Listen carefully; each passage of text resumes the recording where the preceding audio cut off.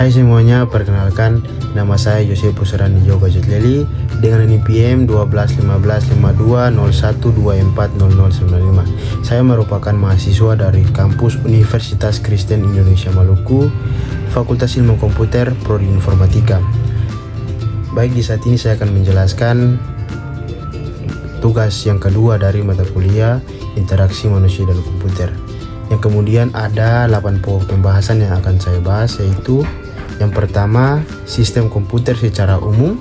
Yang kedua, peralatan masukan teks. Yang ketiga, peralatan penempatan posisi dan penunjuk. Yang keempat, peralatan output. Yang kelima, pencetakan. Yang keenam, memori. Yang ketujuh, format penyimpanan data.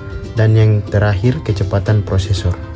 Baik teman-teman, kita akan masuk pada pokok pembahasan yang pertama, yaitu sistem komputer. Sistem komputer adalah kumpulan perangkat-perangkat komputer yang saling berhubungan dan berinteraksi satu sama lain untuk melakukan proses pengolahan data, sehingga data menghasilkan informasi yang diharapkan oleh penggunanya. Perangkat yang terdapat pada sistem komputer diantaranya yaitu yang pertama hardware, software, dan brainware. Perangkat tersebut memiliki fungsinya masing-masing pada sistem komputer. Pada saat beroperasi pun ketiganya saling bergantung dan saling mendukung satu sama lain. Seperti hardware tidak dapat berinteraksi dengan brainware tanpa software dan juga sebaliknya.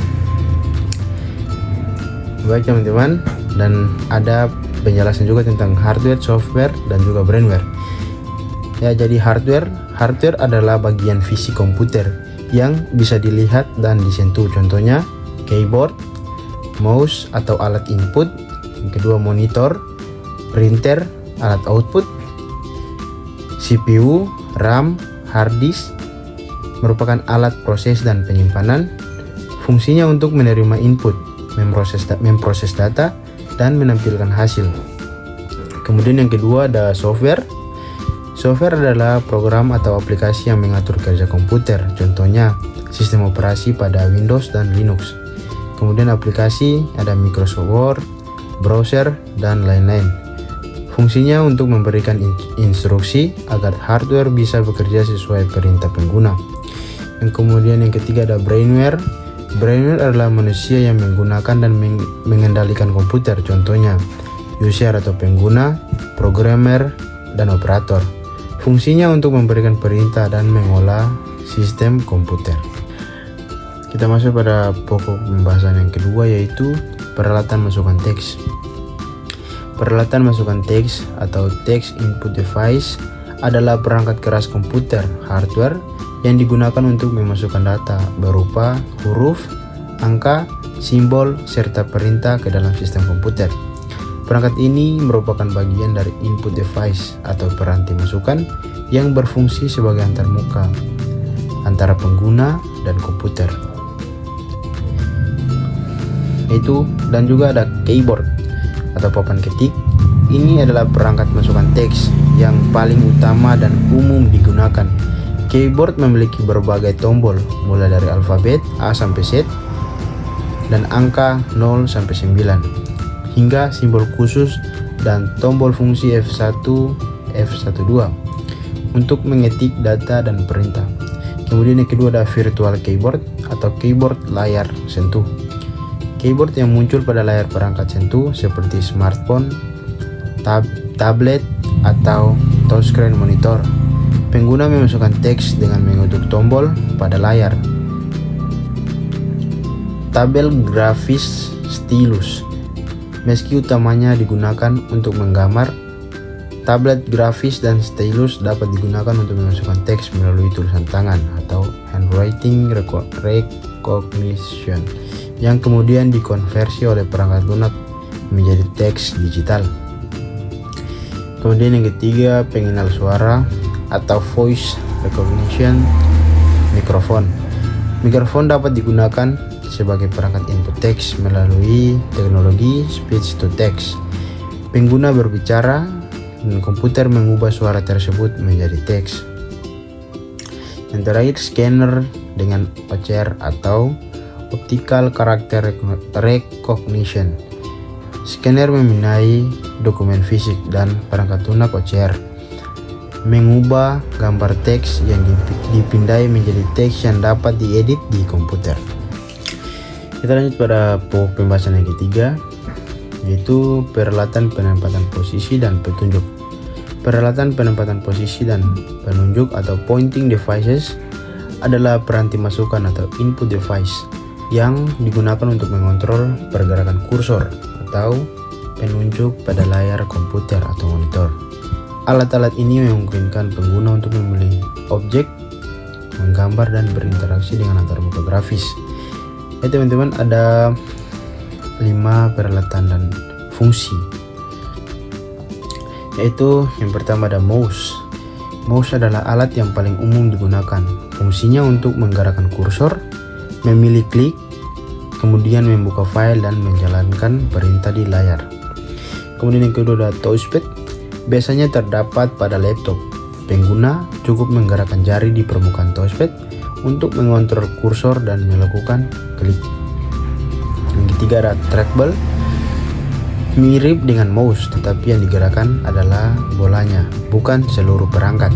Digunakan untuk mengontrol kursor dengan lebih stabil. Keempat ada touchscreen atau layar sentuh. Pengguna langsung menyentuh layar untuk memilih posisi atau menjalankan perintah.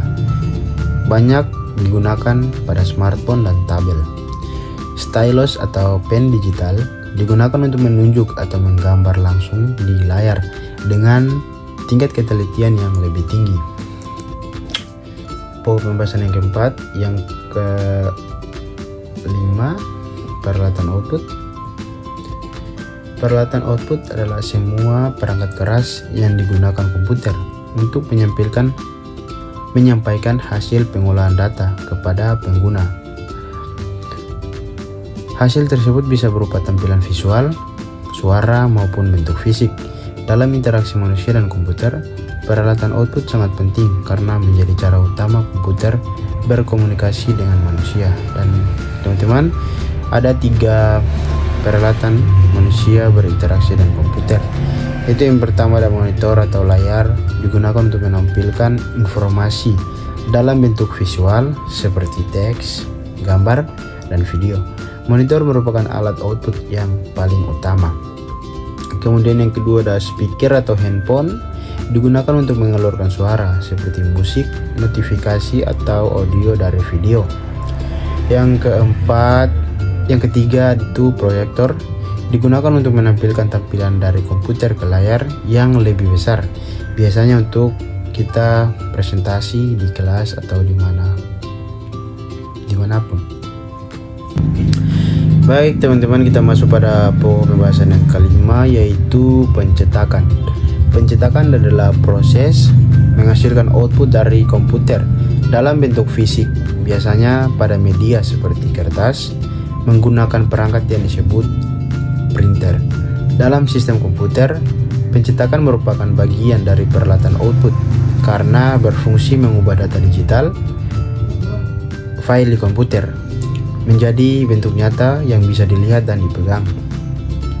Proses pencetakan secara berurutan pada printer, yaitu pengguna memberikan perintah cetak, misalnya dengan memilih menu print pada dokumen. Kemudian data dikirim ke printer.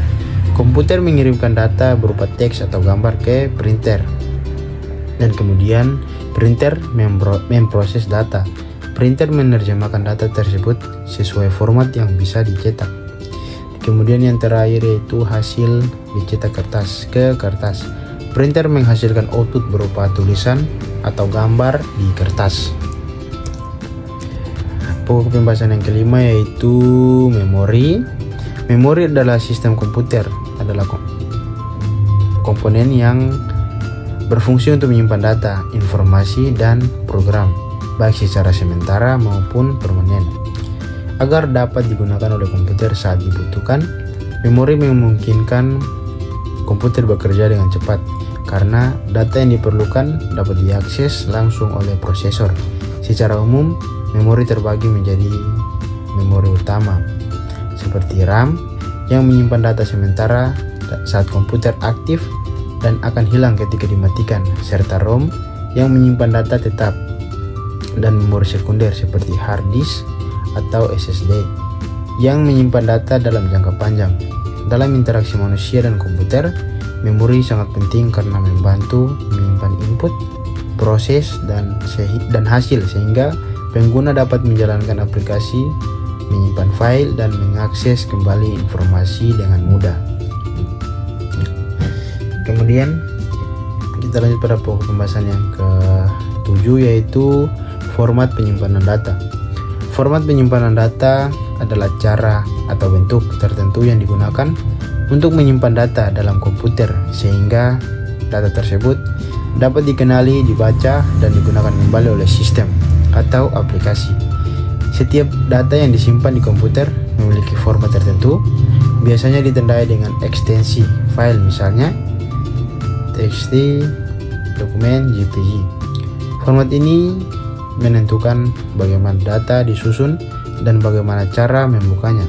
Contohnya, TXT menyimpan teks sederhana tanpa format khusus. Docs atau dokumen teks dengan format seperti Microsoft Word.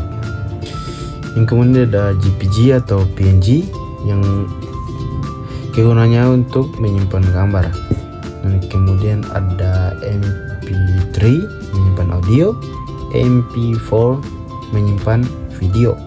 Fungsi dari format penyimpanan data adalah memudahkan komputer mengenali jenis data, menentukan aplikasi yang bisa membuka file tersebut, mengatur cara data disimpan agar lebih efisien. Baik teman-teman, kita masuk pada pokok pembahasan yang terakhir dengan judul kecepatan prosesor.